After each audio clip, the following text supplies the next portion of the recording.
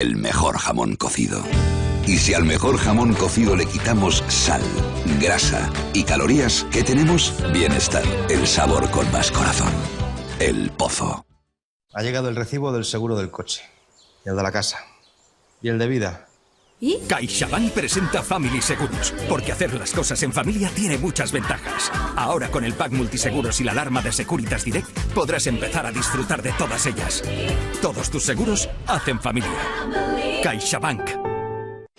Y si al mejor jamón cocido le quitamos sal, grasa y calorías, ¿qué tenemos? Bienestar, el sabor con más corazón. El Pozo.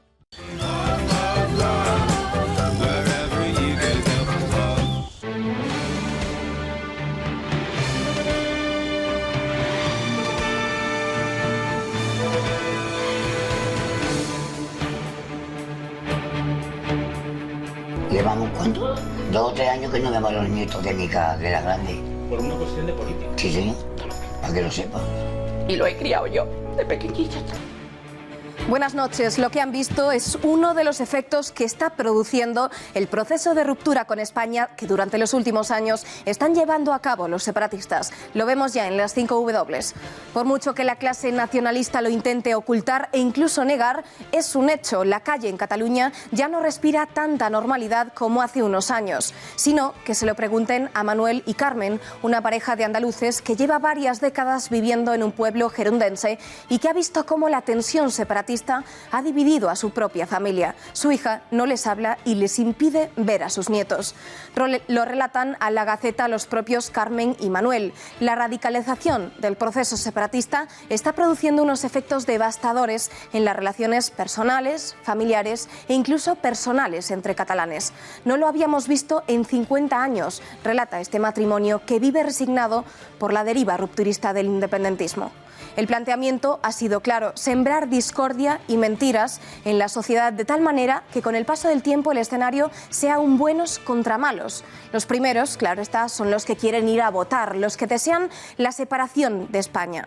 Los segundos son los malos, son personas como Carmen y Manuel que están inmensamente felices en Cataluña, pero que no quieren romper vínculos con España.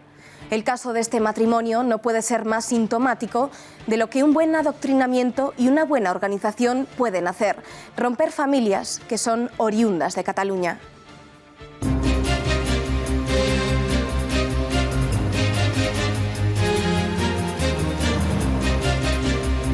Admitida a trámite la denuncia de la Fiscalía por sedición en relación a las manifestaciones independentistas del día 20 de septiembre en frente de la Consejería de Economía y Hacienda, en las que los radicales pretendieron impedir por la fuerza los registros de la Guardia Civil.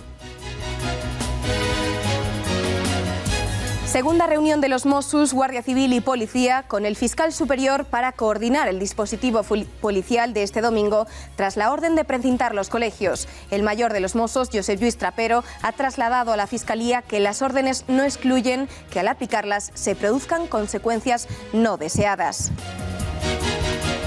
Condenados los 4 miembros de la Falange y otras 10 personas por delito de desorden público al asaltar en 2013 el Centro Cultural Blanquerna de Madrid.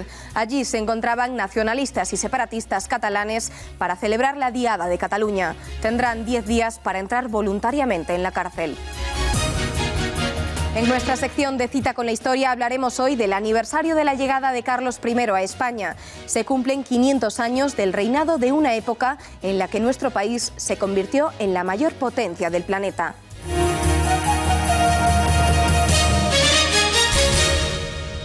El conseller de Interior, Joaquim Forn, considera que es evidente que la Policía Nacional y la Guardia Civil se desplazan a Cataluña para alterar el orden público, cuando en realidad lo hacen para mantenerlo. Forn también ha asegurado que si los agentes precintan los puntos de votación, harán que se cree tensión en la calle y que los independentistas cambien su respuesta y que ya no sea pacífica. És evident que les mobilitzacions tumultuoses és el que volen que es produeixi des de part del govern de l'Estat i estan tensionant perquè hi hagi tensions al carrer i perquè el dia 1 d'octubre hi hagi una reacció que no sigui com fins ara pacífica. El líder de Podemos espera lo peor para el domingo. Pablo Iglesias teme que puede ocurrir una desgracia el día de la votación ilegal. A mí me preocupa otra cosa. Yo no quiero que la imagen del 1 de octubre sea imagen de cañones de agua, sea imagen de balas de goma, sea una imagen de resolver los problemas a porrazos. Yo creo que el 9 de noviembre vimos a mucha gente en Cataluña depositando papeletas en urnas y yo prefiero 1000 veces esa imagen que una imagen de porrazos, de cañones de agua o de represión. Creo que el Partido Popular debería reflexionar, volver a un planteamiento de sensatez y evitar que el domingo ocurra ninguna desgracia en Cataluña. Y el Gobierno le exige a Podemos que se posicione de una vez. Hoy, en la sesión de control al Gobierno, el ministro del Interior, Juan Ignacio Zoido, ha pedido que digan de qué lado están, si del de la legalidad o del de la ilegalidad. Bien, creo que lo que deben de hacer, por terminar, es reflexionar y decidir de qué lado están. Si de aquellos que deciden que el Estado de Derecho y la independencia del Poder Judicial es lo importante, o de los que prefieren saltárselo a la torera, más propio de otros regímenes, que de ello ustedes saben mucho. Y hoy otra vez hemos vuelto a ver un bronco debate de la mano de la portavoz de la formación morada. Irene Montero criticaba que Interior haya reforzado las fuerzas policiales en Cataluña y ha dejado estas palabras completamente fuera de lugar. Cuando hablamos de normas de ley y de democracia, nómbrenla menos y cúmplanla más, señor ministro. Y el principal problema es que ustedes no tienen ninguna propuesta ni para Cataluña ni para España. Que su propuesta son balines de goma, que su propuesta son cañones de agua y también cárcel. O como ha dicho un portavoz suyo, hostias como panes. Nosotros tenemos una propuesta para Cataluña y nunca hemos compartido la hoja de ruta ni del señor Puigdemont ni del señor Junqueras. Y parece que el diputado de Esquerra, Gabriel Rufián, ya se ha acostumbrado a hacer declaraciones polémicas en el Congreso. Hoy pedía la independencia también para Castilla, para Andalucía, para Galicia y para el País Vasco, a la vez que exigía a los españoles que le devolviesen a Cataluña. A ver si le sobra algún ferry y alguna por ellos para ir a buscar a la buena gente que se está ahogando en el Mediterráneo. Cataluña, simplemente, ni más ni menos, quiere recuperar el país que le robaron hace 80 años. También lo hacemos por España, también lo hacemos por el resto de naciones sin Estado de ese país de países. Viva Castilla Libre, viva Andalucía Libre, gora Euskal Herria eskatuta, viva Galicia Ceibe, visca els països catalans. Ese día no te hace independentista, por este orden te hace demócrata, te hace valiente y te hace antifascista. La malversación, la prevaricación, la desobediencia, pues es un delito en nuestro Código Penal y si a usted no le parece bien, proponga que se cambie. Y es una mentira decir que el votar es la manifestación de la democracia. No, señoría, votar en el marco de la ley. Votar por sí mismo no es democrático. Muchos regímenes fascistas han votado muchas veces y no por eso eran más demócratas. Y como hoy los diputados de Esquerra han vuelto a abandonar el hemiciclo, desde el Partido Popular se preguntan cuándo van a dejar de cobrar un sueldo entero si la mayoría del tiempo no acuden a su puesto de trabajo. Diputados a tiempo parcial hacen su bufonada y se van. ¿Qué empresa permite ausentarse sin dejar de cobrar? No quieren España, pero sí nómina española. En concreto, Gabriel Rufián, por ser diputado de Esquerra y portavoz adjunto de la Junta, tiene un salario de 1.438,87 euros de gastos de representación, además de otros 669,7 céntimos de libre disposición. El Gobierno pide unidad a los partidos constitucionalistas frente a la declaración unilateral. La vicepresidenta del Gobierno ha emplazado en el Congreso a los partidos políticos a unirse frente a este desafío, pero también a seguir unidos después, algo que llevan pidiendo desde hace mucho tiempo. El primero de los partidos que ha querido expresar su apoyo total al Gobierno en estos momentos de crisis ha sido el de Albert Rivera. El consenso dentro de la lealtad constitucional. Creo que debemos seguir unidos en adelante, unidos frente a declaraciones unilaterales. La única unilateralidad que cabe en España es la de 47 millones de españoles. Ni referéndums, ni leyes de transitoriedad, ni declaraciones unilaterales. En un día como hoy y ante un reto como este, yo no voy a hacerle una pregunta al Gobierno para meterle el dedo en el ojo, yo no voy a meterme hoy aquí a hablar de cuestiones que podemos hablar la semana que viene o la siguiente, sino que quiero aprovechar este turno para mostrar mi apoyo sin fisuras al Gobierno de la Nación, para mostrar sin fisuras el apoyo al Poder Judicial, para mostrar en este Parlamento que a pesar de nuestras discrepancias, que son públicas, en este tema estamos juntos. Nueva reunión de coordinación entre fuerzas policiales en menos de 48 horas para ver cómo afrontan el 1 de octubre. Con un detalle, esta vez el mayor de los Mossos, Josep Lluís Trapero, sí que ha acudido y se ha reunido con el fiscal superior de Cataluña y con los mandos de la Policía Nacional y de la Guardia Civil. Trapero ha garantizado que los Mossos cumplirán con las órdenes de la Fiscalía para impedir el 1 de octubre, pero ha alegado que se ajustarán a los principios de oportunidad, proporcionalidad y congruencia ante el riesgo de alteraciones en el orden público. Palabras que parecen no haber convencido al secretario general de Ciudadanos, a José Manuel Villegas, que ha instado a Trapero a presentar su dimisión si piensa que no es capaz de garantizar el cumplimiento de la ley en Cataluña. Yo creo que la policía, los cuerpos y fuerzas de seguridad están para defender los derechos de los ciudadanos y la garantía de los derechos de los ciudadanos es el cumplimiento de la ley. Si un cargo de un cuerpo de seguridad no se ve en condiciones de defender, de ser capaz de que se aplique la ley, lo que tiene que hacer en todo caso es dimitir. Una de las grandes incógnitas del 1 de octubre es dónde están las urnas que el Gobierno asegura tener, pero que todavía nadie ha visto. Pues bien, según fuentes policiales, se sospecha que los panaderos podrían ser los responsables de estar transportando las urnas. Se cree que los independentistas se habrían servido de vehículos de planificadoras e incluso de empresas de alimentos congelados para llevar las urnas a distintos municipios catalanes. La extrema izquierda quiere aprovechar la presencia masiva de policía en Cataluña para crear altercados en Madrid. El despliegue extra de efectivos de la Policía Nacional y la Guardia Civil en Cataluña, de 7.000 agentes, ha dejado otras zonas de España con menos efectivos. En las últimas horas, algunos de los grupos que anteriormente han convocado las manifestaciones de Rodea al Congreso, están agitando las redes sociales para tratar de realizar una nueva convocatoria el próximo sábado 30 de septiembre. Ante esta situación, 2 antidisturbios procedentes de las Islas Canarias llegarán a Madrid para reforzar a las unidades que estarán de guardia todo el fin de semana en la capital. Hablamos con el portavoz de UFP, Serafín Giraldo, para analizar este asunto. Señor Giraldo, ¿cuál es la estimación de la policía ante esa amenaza que rodea el Congreso? Buenas noches. Hola, muy buenas noches. Bueno, en principio yo creo que está más que suficiente garantizado el orden público, la seguridad ciudadana en cuanto a control de masas ahora mismo en Madrid. Sí que es verdad que hay un amplio despliegue ahora mismo en Barcelona, pero en Madrid desde luego que no se ha quedado descubierta. Y básicamente porque existe una planificación, con lo cual, pues bueno, yo no quisiera animar a nadie a provocar altercados en la vía pública, faltaría más, pero en caso de que lo hagan, Madrid está suficientemente cubierta. Ahora mismo existen 6 unidades más 2, 8, y hay que contar con los operativos de GOR, con las UPR, con lo cual Madrid está garantizado el orden público. Entonces, pues sí que habría, como dice usted, policía suficiente en Madrid para sofocar una revuelta violenta como las que tuvieron lugar hace años ante las Cortes. Mire usted, ahora mismo tenemos unos 400 a 600 antidisturbios, más unidades de GOR y más unidades de UPR, que vienen a ser prácticamente pues otros antidisturbios, con lo cual está más que cubierta. La planificación hubiera sido desastrosa si Madrid al menos no hubiera garantizado el orden público. Y también le digo una cosa, las unidades tienen una capacidad de movilidad tremenda y la Brigada de Información informa debidamente de los altercados que puedan producirse, y un desplazamiento de cualquier otro punto de España pues puede ser de horas, un par de horas o 3, llegar a Madrid en caso de que sean necesarios, que no es así.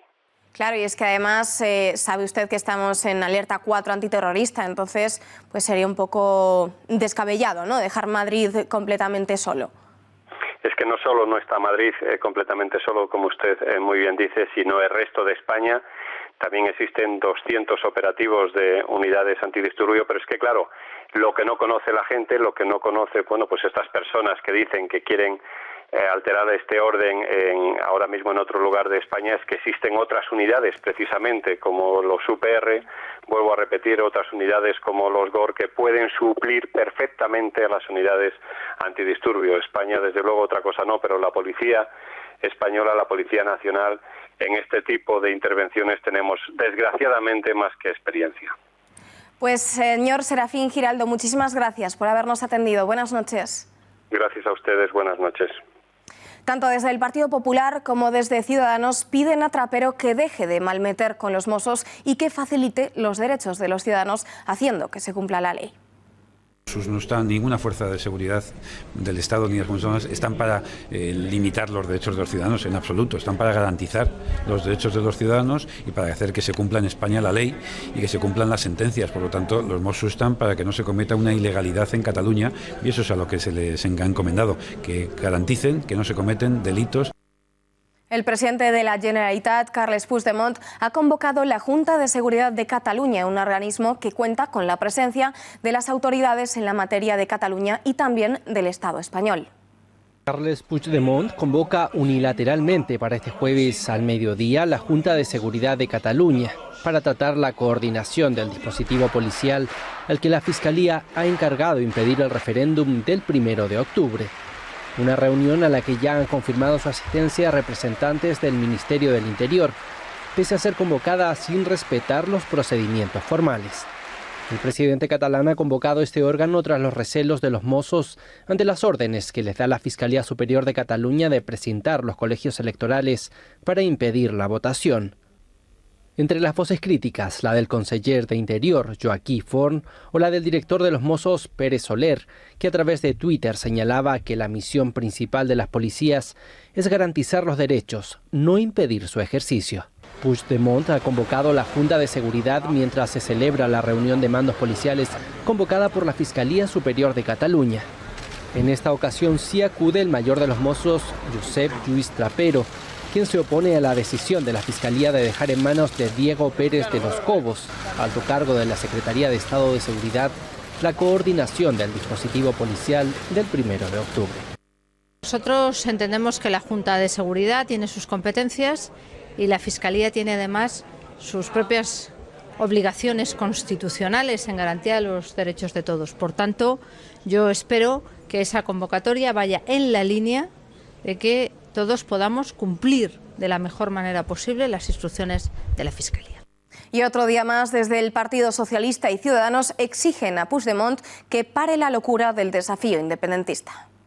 Nosotros hacemos apuestas por vías de diálogo, hacemos la apuesta por esa comisión que ponga ese marco de diálogo, porque al final el problema no es la confrontación política, el problema es la confrontación social. Faltan 4 días, entendemos que hay que hacer un esfuerzo. Nosotros le pedimos al Govern de la Generalitat de Cataluña que dé marcha atrás en esta locura sin sentido en la que está. Yo espero que no. Lo que pasa es que el señor Puigdemont está convencido de que hay que seguir tirando hacia adelante. Yo, cada día que tengo ocasión, además como Ciudadano de Cataluña, le pido, y lo voy a volver a hacer hoy, que pare esta locura, que baje del carro, que no siga, que sabe perfectamente que no va a haber referéndum, ni va a haber nada parecido a un referéndum. El diario ABC ha elaborado una especie de mapa según los datos de la votación del día 22 de junio en el Congreso para mostrar qué partidos están a favor y cuáles en contra del referéndum ilegal. Como ven, PDeCAT, Unidos Podemos, Esquerra, PNV, Compromís y EH Bildu votaron a favor. Y el PP, PSOE, Ciudadanos, Foro Asturias, UPN, Coalición Canaria y Nueva Canarias se manifestaron totalmente en contra.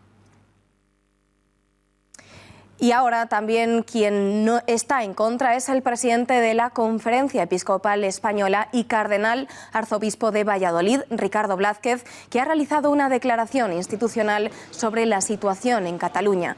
La declaración de los obispos llega después de que más de 300 sacerdotes y religiosos catalanes defendieran como algo legítimo y necesario votar en la consulta ilegal.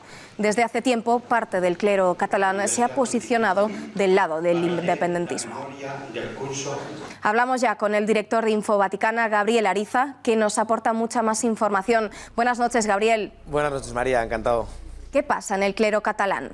Bueno, es un fiel reflejo de la sociedad catalana, ¿no? Han introducido un factor de división que afecta a todas las familias, a todos los hogares y también al clero, ¿no? También entre el clero pues hay sacerdotes que están de acuerdo con la ruptura con España, sacerdotes que no. Y al final, pues en este caso ha habido más de 300 que han firmado una declaración, como decías, ¿no? En la que hablan de la consulta y de la legitimidad de la consulta. Pero entonces, ¿es verdad que son mayoría los sacerdotes independentistas? Pues no sé si son mayoría o no, no lo sabemos porque lo que sí que es cierto es que ha habido 300 sacerdotes que han firmado una declaración en favor del referéndum, pero no hemos visto ningún sacerdote catalán, cosa también razonable, ¿no?, que haya firmado nada en contrario. Parece que los que están en contra del referéndum o los que simplemente están a otras cosas, a lo que tienen que estar los curas, es a trabajar, a sacar vocaciones, a ayudar a la gente, a acercar a la gente a Dios, a proponer y a ofrecer el Evangelio en todos los rincones de Cataluña. Hay algunos que parece que eso ya lo hacen durante todo el día y tienen un montón de tiempo para escribir comunicados sobre temas que realmente la opinión de los curas sobre eso no interesa. Interesa que prediquen el Evangelio, que son los que mejor lo hacen, ¿no?, y celebren los sacramentos. ¿Y cree usted que la conferencia episcopal ha actuado con la suficientemente contundencia? Pues es que yo creo, María, que la conferencia episcopal no tiene que ser contundente. Es decir, al final la conferencia episcopal tampoco se entiende muy bien qué hacía el presidente de la conferencia episcopal hoy haciendo un comunicado de urgencia sobre la situación en Cataluña, cuando precisamente esta misma mañana en la propia conferencia episcopal un obispo, el obispo Iceta de Bilbao, ha expuesto un informe sobre la ley LGTBI que se ha admitido a trámite en el Congreso de los Diputados, y todos los obispos han estado de acuerdo en que ese es un tema preocupante y en el que tenían que remar. Curiosamente, no se hace una declaración institucional de urgencia sobre una ley que afecta a todos los padres de España en su educación de sus hijos, en la libertad educativa de sus hijos y en la formación de las conciencias de sus hijos, pero en un tema en el que realmente no sé muy bien por qué hay tanta urgencia, en que todo el mundo tiene que opinar, especialmente los obispos, han hecho una declaración de urgencia. La contundencia son los obispos respectivos de las diócesis catalanas a sus sacerdotes que se han salido del tiesto, los que tienen que ser duros con ellos. Si un sacerdote de una parroquia hace un comunicado contra una parte importante de sus feligreses acusándoles de lo que sea, es el obispo el que tiene que avisarle. La conferencia episcopal no tiene ese papel. Señor Ariza, ya que está aquí sentado con nosotros, le voy a pedir que escuche estas declaraciones del monje de Abadía de Montserrat y que cuando termine me haga una valoración, ¿le parece? Estupendo, adelante. Hem de dir no a la repressió i sí a la llibertat i al respecte dels drets més fonamentals. I si algú té dubtes, que agafi la Declaració Universal dels Drets Humans, per exemple, l'article 19 sobre la llibertat d'expressió. Ariza, señor Ariza, ¿qué le parecen? Pues terrible, un cura hablando en la homilía de la Declaración de Derechos Humanos y no del Evangelio. Yo me imagino haber acudido ese domingo a misa, como todos los domingos y como muchos días, y escuchar al sacerdote que en lugar de contarme el Evangelio el domingo, que era especialmente además importante, se dedica a hablarte de asuntos políticos. Realmente algunos aprovechan su minuto de gloria y no saben de dónde sacarlo. Probablemente si él se pusiera a hablar en la calle no le escucharía a nadie, pero aprovecha que tiene gente que va a asistir a al sacrificio de la misa y se tiene que encontrar con que un señor le cuenta su opinión política sobre un tema que no le interesa en absoluto al feligres que está allí. Le interesa el Evangelio y el sacramento. Pues señor Ariza, director de Info Vaticana, muchísimas gracias. Buenas noches. Muchas gracias, María, encantado. La ANC y Òmnium Cultural siguen apostando por la movilización ciudadana a 4 días del 1 de octubre, esta vez con una campaña que pide identificar a los no independentistas y a los indecisos para convencerles de que vayan a votar con una serie de argumentos preparados para cada caso. La Fiscalía Superior de Cataluña ya ha abierto diligencias de investigación sobre unas instrucciones que las entidades han propagado a través de su web y de las redes sociales. Tiene todas las claves. Laura Fernández Cañas, buenas noches. Muy buenas noches, María. Pues si las normas son claras y llaman a cada voluntario a persuadir en concreto a 7 personas que tengan miedo, duden o sean contrarios a la independencia para facilitar la tarea, la ANC y Òmnium clasifican a los indecisos en 3 grupos: los moderados y la gente mayor, los que creen que otra España es posible, identificados con la bandera republicana en alusión al entorno de Podemos, y los que tienen claro que no quieren la independencia. A estos últimos, los que rechazan el movimiento independentista, por ejemplo, piden que se les convenza de ir a votar sea cual sea su opción, con el argumento de que si el 1 de octubre te quedas en casa y gana el sí, no te quejes, ¿eh?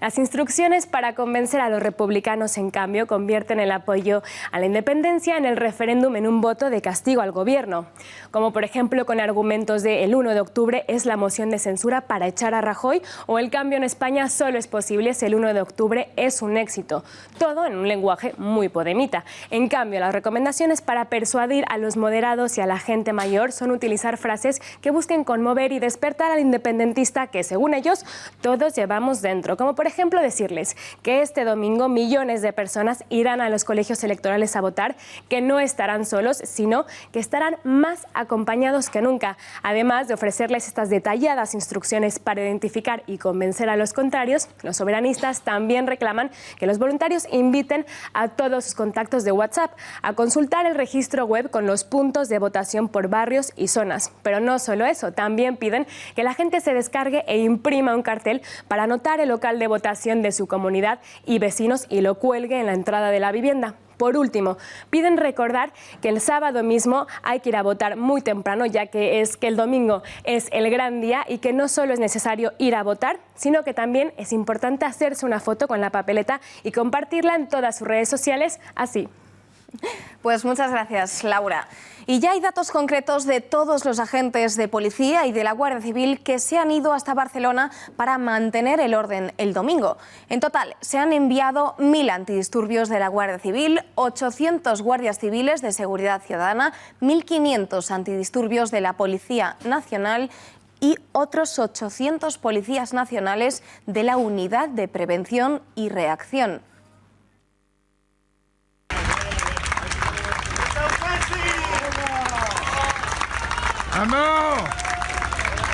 Continúan las despedidas y homenajes a los agentes de la Guardia Civil que parten a Cataluña con motivo del desafío independentista. Granada ha sido la última ciudad testigo del apoyo ciudadano. Los 29 agentes granadinos se habían ofrecido como voluntarios.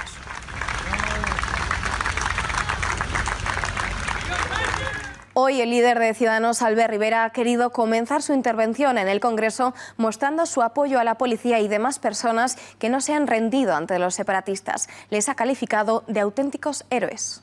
Algunos pretendían, y hablo en pasado, dar un golpe a la democracia, pero estoy convencido de que no lo van a lograr. No lo van a lograr porque nuestros policías, nuestros jueces, nuestros fiscales, nuestros concejales, nuestros demócratas están defendiendo como auténticos héroes lo que está sucediendo estos días en Cataluña. Así que mis primeras palabras son de reconocimiento a esos concejales, a esos cargos públicos, pero también funcionarios. El coordinador de los jóvenes de Sociedad Civil Catalana, Josep Lago, ha denunciado la persecución que sufren los que, como ellos, defienden la unidad de España en la Universidad Autónoma de Barcelona. Lago ha asegurado que han vivido momentos de tensión hasta el punto de sufrir escupitajos y el lanzamiento de piedras por parte de los radicales independentistas. La rectora no daba permiso a los Mossos d'Esquadra para que entraran dentro de la universidad y se estaban viviendo episodios de extrema violencia. Fueron momentos duros como los que vivimos a veces a diario en la clase o incluso por la universidad. Nos han llegado a escupir, nos han llegado a tirar piedras. No es nuestro día a día o los escupitajos no son el día a día, pero sí que son bastante frecuentes. El Partido Popular ha enviado un mensaje de WhatsApp a sus bases y afiliados en el que les insta a que no acudan a las concentraciones en favor de la unidad de España que se celebrarán frente a los ayuntamientos de todo el país. El mensaje dice así: mucho cuidado con esta convocatoria. La fundación que la convoca es de Vox y Santi Abascal. El PP como tal no participa en este tipo de cosas. Por favor, pasadlo a los presidentes locales porque hay muchos que están preguntando al respecto. Efectivamente, tras la convocatoria de este sábado está la Fundación Danaes, de la que Santiago Abascal estuvo al frente hace unos años. Hablamos con el presidente de Vox, Santiago Abascal, que acudirá a la manifestación de este sábado por la unidad de España. Señor Abascal, buenas noches. Señor Abascal, ¿me escucha? Buenas noches. ¿Qué le parece que el PP esté intentando boicotear estos actos? Discúlpeme. Bueno, yo he visto las noticias igual que ustedes. No sé si se me escucha. ¿Me escucha? Sí, creo que hay un poquito de retorno. Le preguntaba que qué le parece que el PP esté intentando boicotear estos actos cuando al final los dos partidos luchan por lo mismo, que es la unidad de España, ¿no es así? Bueno, yo he visto las noticias igual que ustedes y no sé en qué medida son ciertas esos intentos de boicot, esos WhatsApps para desmotivar a sus afiliados y a sus militantes. A mí me ha dado mucha pena. Yo acudiré a esa movilización como un ciudadano más, como un español más. No es el momento de los partidos, es el momento de que estemos todos juntos defendiendo la unidad de España, defendiendo la ley, apoyando a la Guardia Civil, al Cuerpo Nacional de Policía. Y por lo tanto veo con pena que se esté produciendo algún tipo de boicot. No tengo ninguna duda de que yo este sábado y la gente que acuda a las plazas se encontrará con votantes del Partido Popular, de Ciudadanos, del Partido Socialista e incluso de Podemos, que están bastante enfadados con la deriva de Pablo Iglesias contra la unidad de España. Por lo tanto, estoy convencido de que esas movilizaciones serán un éxito en todos los ayuntamientos de España y que habrá gente de distintas sensibilidades y de distintas ideologías, independientemente de que alguien erróneamente y de manera muy sectaria pretenda boicotearlas. ¿Y qué es lo que se va a reivindicar en estas movilizaciones, señora Abascal? Bueno, yo lo que he hecho es respaldar esa movilización propuesta por la Fundación de Naes para la defensa de la nación española, junto con otra mucha gente y entidades de la sociedad civil, porque se nos estaba convocando a defender el imperio de la ley, a defender la unidad de nuestra patria, a apoyar a nuestras fuerzas y cuerpos de seguridad, y se estaba exigiendo a cada ciudadano un compromiso activo como el que los ciudadanos exigimos a nuestros políticos, a nuestros representantes, a los que pedimos que defiendan la unidad, que defiendan la aplicación de la ley. Es la hora de que todos y cada uno de nosotros, convocados por la Fundación para la Defensa de la Nación Española, hagamos acto de presencia física, no en las redes sociales, no en los mensajes que mandamos en WhatsApp a nuestros amigos, sino que acudamos a las plazas de los ayuntamientos de cada ciudad y cada pueblo de España con nuestra bandera, con la bandera nacional, sin ningún tipo de sigla de partido, sin nada que nos distinga y nos enfrente, para defender lo que es común a todos, que es nuestra historia colectiva, la convivencia común entre españoles y el futuro y el patrimonio de nuestros hijos, porque no queremos que España sea dividida por el golpismo separatista. Algo tan sencillo como eso es lo que se está reivindicando y precisamente por eso nosotros lo hemos apoyado. ¿Y cree que el Gobierno teme que los españoles tomen las calles para reclamar la unidad de España?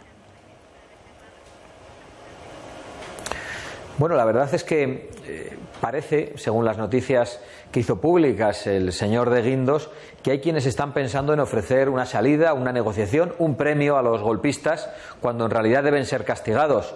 Yo confío en que el Gobierno no haga algo que sería entendido por todos los españoles como una gran traición.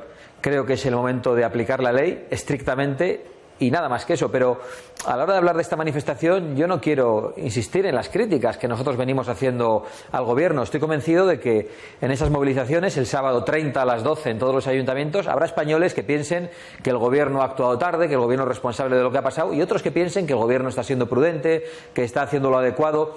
Pero ese análisis no es importante en la convocatoria que se nos hace a todos este sábado. Lo verdaderamente importante es que todos, de una manera o de otra, quizá más acertada o con menos acierto, con más fortaleza o con más suavidad, todos queremos defender la unidad de España. Y por lo tanto, hasta el desafío separatista del día 1, tenemos que hacer un esfuerzo por estar unidos y por evitar todas las disputas. Ya llegará el momento de valorar cuáles son las responsabilidades que nos han traído hasta aquí y si la respuesta gubernamental ha sido la adecuada una vez que ha llegado el día 1. Algunos hace mucho tiempo que pedimos la detención, y lo hemos hecho además en los tribunales, la detención de la Mesa del Parlamento de Cataluña, la detención de todo el Gobierno de la Generalidad, y hemos pedido al juez que sean llevados a prisión sin fianza, porque estamos convencidos de que los gravísimos delitos que se han cometido lo merecen, los delitos de prevaricación, de malversación, de desobediencia, de usurpación de funciones, de sedición y el anuncio de la rebelión que está ya planteada por Puigdemont para el día 2, porque ha dicho que declarará la independencia si en ese referéndum ficticio que tiene planteado sale el sí. De acuerdo, pues señora Abascal, muchas gracias y buenas noches. Muchísimas gracias a vosotros. Buenas noches. En pleno debate sobre la independencia de Cataluña y a pocas semanas de la fiesta nacional, la venta de banderas de España se ha disparado. El independentismo catalán y la violencia desatada en la calle por parte de sus radicales ha provocado que se dispare esa venta de banderas rojigualdas y otros artículos que representan la unidad de España. El dueño de una tienda asegura que se han multiplicado por 6 sus ventas. Normalmente sobre esta época, para el Día de la Hispanidad, se solían vender unas 10 y 15 banderas y llevamos por más de 100. Estamos tardando 2 días en entregar el pedido y eso normalmente es sobre la marcha. Era nuestro tema de apertura de este informativo. Tras décadas de adoctrinamiento, el nacionalismo catalán ha logrado dividir a la sociedad hasta el punto de enfrentar a padres con hijos o hermanos. El periodista de La Gaceta, Rafa Núñez Huesca, se ha adentrado en la Cataluña interior, donde ha encontrado un caso paradigmático. Una familia de localidad gerundense de Anglès que ha narrado al periodista el deterioro de la convivencia en el pueblo hasta el punto de que su propia hija lleva 2 años sin hablar con ellos ni dejarles ver a sus nietos. Vamos a ver esta terrible historia. ¿Ustedes tienen hijos? Sí. 2 hijas. ¿Dónde viven? Una vive aquí y otra en Gerona. Otra en Gerona. ¿Y ellas se han hecho independentistas? Una sí, otra no. Otra no. Una por su marido. Ella tiene 3 hijos y todos son independentistas, que es la pena que tenemos nosotros. ¿Sus nietos son independentistas? Los de Gerona sí. De Gerona sí, mi nieto Gerard y... El Gerard, Biel y Jenny son independentistas. Y Biel se han hecho independentistas. Pero ahora, de un año... Más de 2. Sabemos que porque ha dejado de hablarnos y todo. Me ha dejado de hablarnos y todo. Te cuento lo que pasa aquí. Por la cuestión de la independencia. O sea, eso de que se habla de que en Cataluña empieza a haber fractura social y familiar. Sí, exacto. ¿Cierto? Como Manuel. Como que en mi familia lo estamos pasando. Como Manuel que me llamó. Una pena muy grande. Para mí. Muy grande. Ella lo siente más. Escucha, llevamos ¿cuánto? 2 o 3 años que no vemos a los nietos de mi hija, de la grande. ¿Por una cuestión de política? Sí, señor. Para que lo sepa. Y lo he criado yo, de pequeñita. Y de pequeño al mayor al mayor lo he... No, ya, está bien. Pero me da pena, ¿no?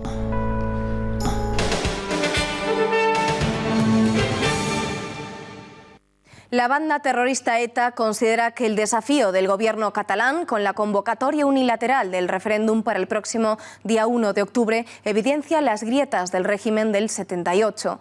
Los terroristas vascos han hecho un llamamiento a poner en marcha un proceso independentista en el País Vasco encaminado a lograr ejercer el derecho a decidir en una consulta y que la organización se desvincula en las labores de tutelaje. En un comunicado publicado en el diario Proetarra Gara, ETA hace un repaso de la situación política actual con la vista puesta en el referéndum catalán y el reflejo que pueda tener en las aspiraciones independentistas vascas, con críticas al lehendakari Íñigo Urkullu por cuestionar la legalidad de la consulta catalana. Este miércoles han confirmado su entrada en prisión los 4 de los 14 condenados por el Tribunal Supremo por irrumpir en la librería Blanquerna durante el acto separatista celebrado en la Diada de 2013. Ayer los condenados fueron citados en sede judicial para fijar la fecha en la que debían ingresar en un centro penitenciario. En un primer momento, la Audiencia Provincial de Madrid les condenó a 6 meses de cárcel, pero más tarde el Supremo revisó y amplió la condena a 4 años al apreciar delito de discriminación ideológica. Hablamos ya con el periodista de La Gaceta, Juan Ernesto Fluger, que está siguiendo el caso. Juan Ernesto, buenas noches. Buenas noches, María. Este caso ha suscitado la indignación de muchísimos españoles que no entienden que por irrumpir un acto político tenga unas consecuencias tan duras, mientras que organizadores del referéndum están libres. ¿Cómo es posible?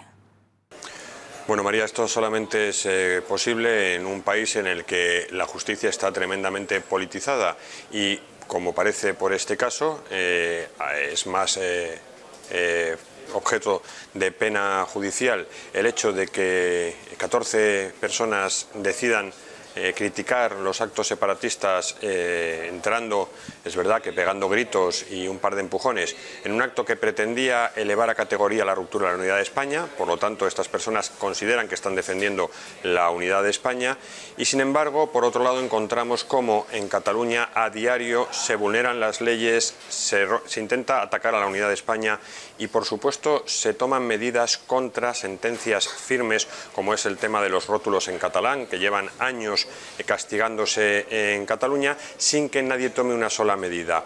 Está claro, por lo tanto, que la justicia en España no está siendo igual para todos.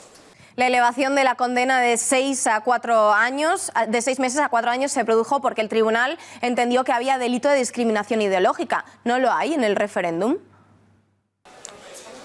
Creo que para cualquier persona que no esté cegada por unos intereses políticos o económicos determinados, está claro que lo que está ocurriendo en Cataluña entre el sector separatista de la clase política y ese sector de la sociedad que han arrastrado o adoctrinado en algunos casos es un odio visceral a España. De lo contrario, no se puede entender que tras haberse demostrado el falseamiento continuo de la historia de España, el falseamiento de las cuentas públicas que demuestran que Cataluña obtiene mucho más de lo que tiene que dar, y por supuesto el buen trato con el que siempre se ha correspondido a la sociedad catalana en todos los repartos que ha hecho el Estado español, sin estas premisas no podemos entender que alguien que no tenga odio a España siga pidiendo la independencia de ese territorio, de esa región de España. Pues Juan Ernesto, muchas gracias. Buenas noches. Buenas noches. Detenido en Bélgica un español líder en una célula del Estado Islámico. Es un joven de 26 años de ascendencia marroquí que ha sido arrestado porque está considerado responsable de labores de captación y adoctrinamiento en favor de la organización terrorista. Las autoridades afirman que esas tareas las llevaba a cabo desde su casa, donde ha sido detenido, o desde también cafés de Bruselas. Y cambiamos de asunto, esta vez para hablar de corrupción, porque hoy mismo el expresidente de Murcia ha dejado todos sus cargos al verse atrapado por la corrupción. El expresidente de Murcia, Pedro Antonio Sánchez, ha anunciado que abandona la política. Ha renunciado a su escaño de diputado en la Cámara de Murcia y a la presidencia regional del Partido Popular. A través de las redes sociales ha dicho que su salida es lo mejor para todos. También ha dado las gracias por la confianza y el apoyo recibido. Pedro Antonio Sánchez presidió el gobierno regional de junio de 2015 a abril de 2017. Dimitió por estar investigado por prevaricación y fraude en el caso Auditorio, cuando era alcalde de Puerto Lumbreras. También está investigado en el caso Púnica por acordar trabajos con estas empresas para mejorar su reputación y cargar su pago a la Administración cuando era consejero.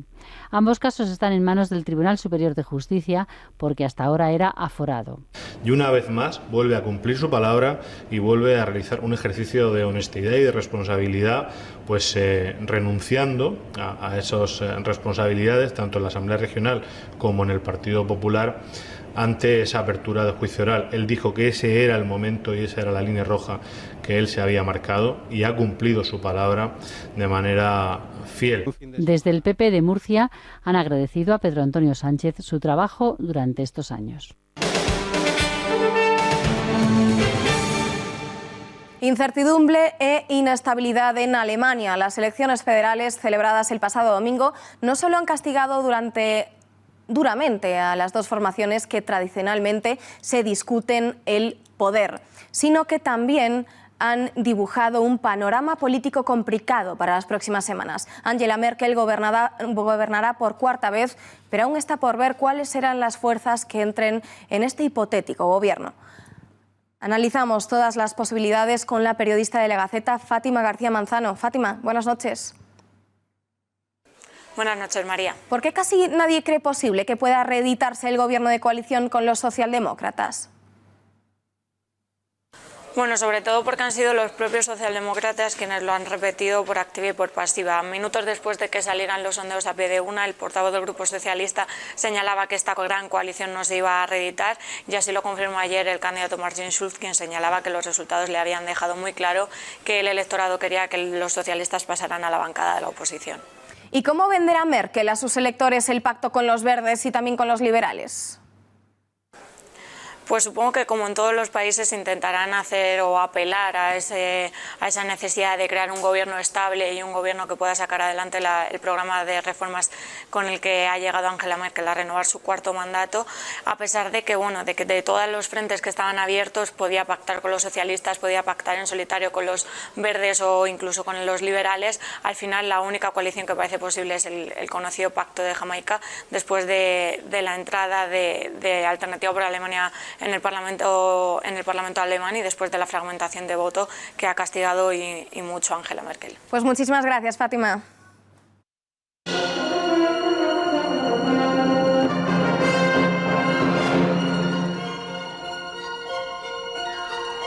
Se cumplen 500 años de la llegada de Carlos I a España, un reinado esencial en la historia de nuestro país. El reinado de una época en la que España se convirtió en la mayor potencia del planeta.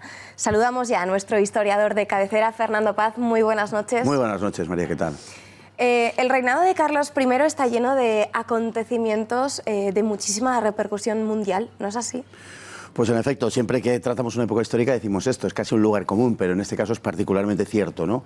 Es un reinado, pues estamos en pleno renacimiento, en el momento de la formación de las monarquías modernas, el paso de la edad medieval a la edad moderna, un momento en el que los turcos atacan en varios frentes Europa y además, bueno, tenemos la ruptura nada menos que de Lutero, de la cristiandad, es cuando se rompe precisamente el mismo año en que Carlos llega a España, a la península, y por otro lado también estamos en plena conquista y evangelización de América, o sea que es un reinado verdaderamente pletórico. Casi cada acontecimiento de los que hemos citado podría rellenar por sí solo un siglo, ¿no? Y tenemos todo esto y algunas cosas más durante el reinado de Carlos, o sea que sí. ¿Y cómo era ese rey y emperador en lo personal? ¿Qué nos puedes contar?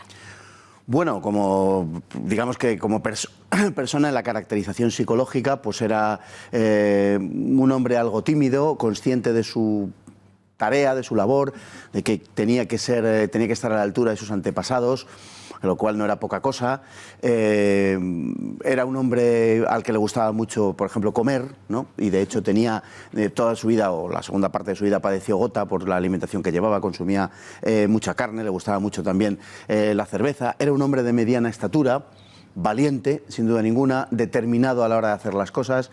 Y luego en su vida pues hubo dos aspectos, yo diría que particularmente importantes. Uno fue, sobre todo en su primera etapa, su relación con las mujeres, que bueno, era un hombre muy apasionado, vamos a decir así, aunque luego se casó con Isabel de Portugal, prima suya, hija de Manuel el Afortunado, el rey de Portugal y de una de las hijas de los reyes católicos de María, y contrajo nupcias con ella y estuvo muy enamorado de la emperatriz, lo cual no era habitual en la época, era una cosa poco común, pero anteriormente había tenido bastantes lances amorosos. Y después de la relación con la emperatriz, que muere el año 1529, es la madre de Felipe II y muere en un parto, precisamente, algo frecuente en esa época, pues tuvo relaciones con otras mujeres también. Con una de ellas, pues era una mujer muy conocida en Alemania, Bárbara Blomberg, una noble alemana que, en fin, daba mucho que hablar en aquel tiempo y que fue madre nada menos que de don Juan de Austria, ¿no? Tuvo en total 4 o 5, según las versiones, hijos extramaritales a lo largo de su vida. Y luego también fue una persona muy religiosa. Carlos asistía a misa siempre que podía, diariamente, con frecuencia a 2 misas al día y en alguna ocasión incluso a 3 misas al día. Y las misas entonces no eran los 35 o 40 minutos de ahora, eran bastante más largas por lo general. O sea que fue una persona así, ¿no? Era también melancólico y un hombre con una gran formación intelectual y moral, ¿no? Tuvo siempre como objetivo personal, político, el objetivo de su vida era la unión de la cristiandad, y precisamente en ese objetivo, que era, como digo, el principal, fracasó porque no pudo, no porque, en fin, quisiera él, sino porque no pudo reconducir la ruptura de Lutero. Tenía un defecto físico, era de estatura mediana y tenía un defecto físico pronunciado, que era que la mandíbula inferior les sobresalía mucho. Entonces tenía dificultades para comer y a veces lo pasaba francamente mal, y también incluso para hablar, y eso que hablaba 5 o 6 idiomas con enorme fluidez, pero tenía esos Ahí problemas. estamos viendo una foto del rey. Sí, de cuando era joven. Su aspecto cambió bastante con el paso del tiempo, de todas formas. En aquella época pensemos que se envejecía pronto y él muere con 58 años y tenía un aspecto muy, muy avejentado también por la vida que había llevado hasta entonces. Y cuando llegó a España, pues pareció que despreciaba como un poco a los españoles, pero luego a lo largo de su vida se fue hispanizando, ¿no? Efectivamente, cuando llegó a España, hace ahora, como decimos, 500 años, que por cierto hay una cierta, digamos, hay una polémica, siempre la ha habido, entre cuál fue la primera localidad en la que desembarcó al llegar a España. Él iba a Santander, pero en fin, el estado de la mar le empujó hacia Asturias, y se discute siempre si fue Villaviciosa o Tazones, el lugar donde todavía siguen enredados en esa polémica, el lugar al que acudió, ¿no? Las tesis históricas últimamente apuntan a que Tazones no debió de ser, pero en fin, no voy a terciar yo en esto y a enfrentar a nadie, ¿no?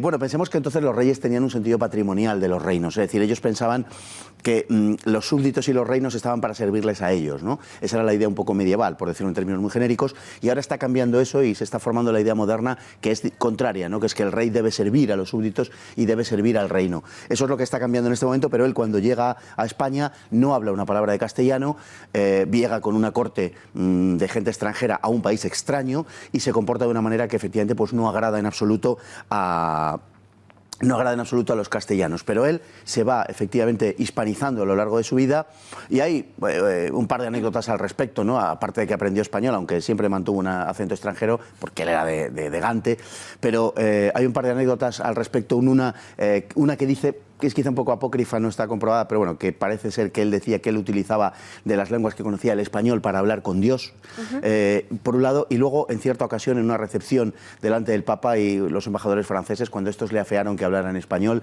en castellano, hay que hablar en castellano en aquel momento, él dijo que no pensaba hablar en otro idioma, que es más, el castellano era una lengua tan noble que era digna de ser conocida por todos los cristianos, o sea que se hispanizó y fue un gran defensor de la cultura española y del idioma, por supuesto, ¿no? Y bueno, consecuencia de esos primeros días de Carlos en España fue el levantamiento de las comunidades de Castilla, que fue un episodio pues muy crucial. Paz. Claro, él llega a Castilla y, como digo, llega pues como un rey extranjero a una tierra extraña, no conoce nada, no conoce el idioma, no conoce la cultura, no conoce las costumbres, y una de las primeras cosas que hace, conforme a los usos de la época, era enchufar, como diríamos hoy, a los suyos, enchufar a la corte de gente que traía y ocupar todos los puestos del reino. Esto inmediatamente produjo una reacción por parte de las fuerzas vivas, que podríamos decir, de Castilla, que se enfrentaron a estas decisiones del rey. Si además tenemos en cuenta que también una de las primeras cosas que hizo fue pedir dinero a las cortes castellanas para coronarse emperador de Alemania, y las cortes por entonces tenían una función ya muy subalterna, porque habían quedado prácticamente para jurar al rey y al heredero y para dar dinero al rey, no habían quedado para otra cosa, pues los castellanos, en fin, se enfadaron mucho y entonces se produjo una sublevación, que es la sublevación de las comunidades de Castilla, en todas las ciudades de Castilla prácticamente, sobre todo en Toledo y Valladolid, pero en general en todas, y que hicieron pues frente a aquellos desmanes originarios del rey Carlos. Bueno, toda la interpretación del movimiento de las comunidades es muy variada, es una polémica historiográfica que no cesa. Hay quien lo considera un movimiento burgués, otro es un movimiento antiseñorial, otro es un movimiento, digamos, de mirada hacia atrás, medievalizante. En todo caso, bueno, ahí está la polémica. Por cierto, que de los comuneros de Castilla nace, por una mala interpretación de los republicanos en los años 30, el color morado de la bandera de España, que cambiaron, ¿no? Cambiaron la bandera roja igualda por la bandera monárquica, por la bandera republicana, perdón, con la franja morada, porque creyeron que el pendón, la bandera, el pendón que llevaban los comuneros era de color morado y en realidad no lo era de color carmesí, pero bueno, lo malinterpretaron y por eso lo añadieron a la bandera nacional, la bandera que fue nacional durante la Segunda República. Como monarca tuvo que atender muchísimos frentes en España, en Europa y también fuera de Europa. Viajó pues incansablemente, ¿no? Sí, estuvo viajando toda su vida fue un eterno viaje. Él quería descansar, él quería estar en España, pero sus deberes, era un hombre muy consciente de su deber, le llevó a múltiples sitios, sobre todo estuvo muchísimo en Alemania por el problema, claro, de la ruptura luterana. Estuvo también en Italia, atravesó toda Europa, vino a España siempre que pudo, residió en España siempre que pudo, encabezó también expediciones contra los turcos en el Mediterráneo. En fin, fue un hombre que, si algo fue desde luego Carlos V, y eso es indisputable, fue viajero, un hombre que se movió por toda Europa. Y bueno, su catolicismo parece la guía de su acción como rey. Es un monarca más medieval que moderno, como se dice por ahí. Sí, se puede decir que fue un monarca más medieval, desde luego. Era un hombre no excesivamente adaptado a su tiempo, un hombre con unas ideas quizá más de su padre y de su abuelo que la que les correspondían a su edad, ¿no? A la edad en la que él vivía, quiere decir, el tiempo en el que él vivía. Frente a Francisco I, que era ejemplo, prototipo de monarca del Renacimiento, él tenía un concepto mucho más elevado, mucho más moral del ejercicio del poder político. Él decía que no solamente tenía que haber una razón de Estado, sino que también el Estado tenía que servir a la razón. Y estaba profundamente impregnado, ¿no?, de catolicismo. Si la Edad Moderna se caracteriza por esa irrupción de los conceptos amorales, desde luego Carlos en ese sentido no es un monarca moderno. Él no pensaba en términos de estados, de lo que luego devino por aquella época precisamente y más tarde en nación-estado, sino que él pensaba en términos de cristiandad, de Europa. Hoy hay una reinterpretación, con la que yo no estoy excesivamente de acuerdo, pero en fin, de Carlos I, Carlos V, como una especie del primer europeísta, ¿no? El europeísmo actual tiene muy poco que ver con el europeísmo, vamos a llamarle así, de Carlos V, Carlos I, que realmente no era tal europeísmo, sino que era más bien un concepto unitario, un concepto unido de la cristiandad. Tan medieval era que para solucionar el problema de Milán con el rey de Francia, con Francisco, que los dos disputaban el milanesado, los dos disputaban Milán, para solucionarlo, en lugar de mandar ejércitos, él lo que propuso al rey de Francia fue que disputaran los dos en una justa, en un torneo, personalmente, para ver quién se lo quedaba, ¿no? O sea, y puede resultar sorprendente, pero Carlos I se planteó esa licitud de la conquista española de América, ¿no es así? pues efectivamente es un caso único en la historia en el que un país conquistador o un reino conquistador se plantea la licitud de lo que se está haciendo, si es moral o no es moral hacerlo, y aquello desembocó en la controversia de Valladolid, en donde hubo una célebre disputa entre Ginés de Sepúlveda y Fray Bartolomé de las Casas acerca de la forma de evangelizar a los indios y de la licitud de hacerlo. Fue un hecho, podemos decir, prácticamente único en la historia, y un hecho que tuvo una plasmación muy positiva en las leyes de Indias que protegían a los indios. Salió un estatuto de protección de los indios precisamente de esa controversia, para que fueran amparados por la corona, ¿no? Pues Paz, muchísimas gracias por habernos acompañado en esta cita con la historia. Buenas noches. Un verdadero placer. Buenas noches.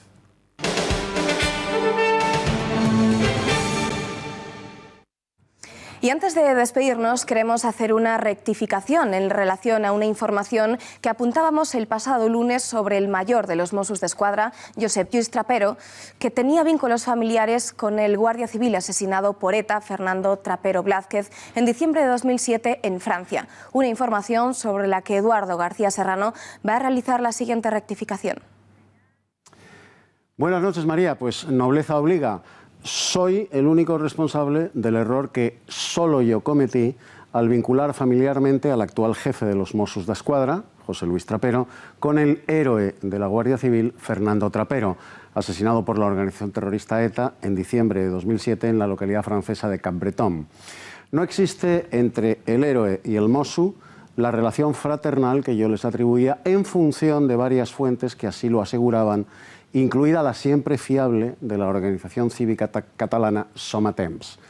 Sin menoscabo de la dignidad de la familia de José Luis Trapero, tenemos que subrayar, en esta fe de errores, que el jefe, al jefe de los Mossos d'Esquadra, no le almena el honor de ser hermano de Fernando Trapero, el héroe de la Guardia Civil caído en Capbreton en defensa de todo aquello que los separatistas quieren destruir: España, sus leyes y sus libertades. Dicho queda. Pues hasta aquí el informativo de hoy. Muchísimas gracias por haber confiado en nosotros. Buenas noches.